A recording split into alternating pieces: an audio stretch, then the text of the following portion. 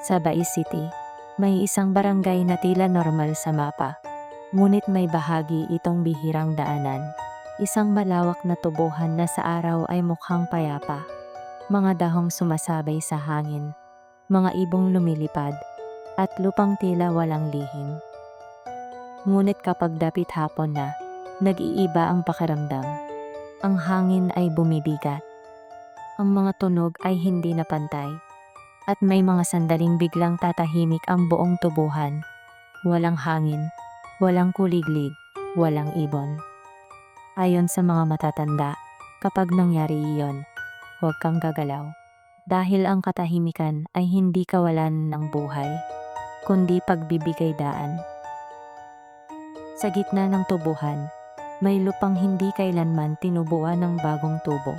Paulit-ulit itong tinataniman, paulit-ulit ding namamatay. Doon daw minsan lumilitaw ang isang bahay. Hindi ito sumusulpot na parang multo sa pelikula. Mas masahol pa, mapapansin mo na lang na naroon na ito. At parang kanina pa naghihintay. Isang lumang bahay na yari sa kahoy at yero. May bubong na bahagyang nakalubog. At mga bintanang itim na walang refleksyon. Kahit tirik ang araw, hindi mo makikita ang sarili mo sa salamin. At kahit walang apoy, may amoy ng nasusunog na kahoy na parang paulit-ulit bumabalik sa hangin. Noong unang panahon, may pamilyang nanirahan sa lugar na iyon. Hindi sila kilala bilang masama o mabuti, tahimik lamang sila. Isang ama, isang ina, at 3 anak. Hindi lumalabas ang mga bata para maglaro. Ang ina ay bihirang makipag-usap. Ang ama ay laging mukhang pagod. Kahit hindi malinaw kung saan galing ang pagod na iyon. Isang gabi, may narinig ang mga kapitbahay. Mga sigaw na hindi galit, kundi takot. Sigaw ng humihingi ng tulong, ng nasasaktan, ng unti-unting nauubusan ng lakas. Ngunit walang apoy, walang usok, walang liwanag ng sunog. Kinaumagahan, natagpuan ng buong pamilya sa loob ng bahay, patay. Nangingitim ang kanilang balat, parang sinunog mula sa loob ng katawan. Ang mga mata ay bukas. Ang mga bibig ay bahagyang nakanganga, na para bang may huling salita silang gustong sabihin. Ilang linggo pag nakalipas, ang bahay ay biglang nawala. Parang hindi kailanman umiral. Ngunit ang lupa kung saan ito nakatayo ay nanatiling patay. Makalipas ang maraming taon, isang gabing maulan, 3 estudyante ang pauwi galing lungsod. Pagod, gutom, at nagmamadali bago tuluyang lumakas ang bagyo. Sa gitna ng madilim ng kalsada, huminto ang sasakyan. Patay ang makina. Walang signal ang cellphone. Walang dumadaang sasakyan. Ang ulan ay pantay ang bagsak. Ngunit ang hangin mula sa tubuhan ay malamig, parang humahaplos sa batok. Doon nila nakita ang bahay. Nakatayo ito sa gitna ng tubo. Malinaw ang hugis, parang matagal nang naroon. May kaba silang naramdaman, ngunit wala silang ibang masisilungan. Pagpasok nila sa bahay, sinalubong sila ng lamig na hindi galing sa ulan.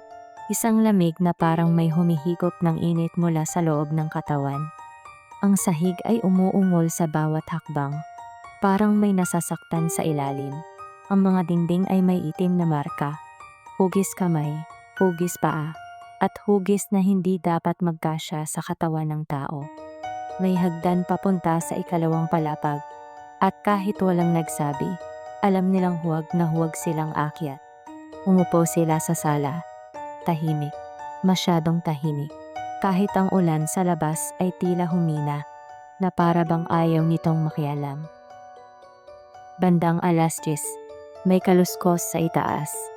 Mabagal, mabigat, parang may naglalakad na ayaw ipaalam ang presensya.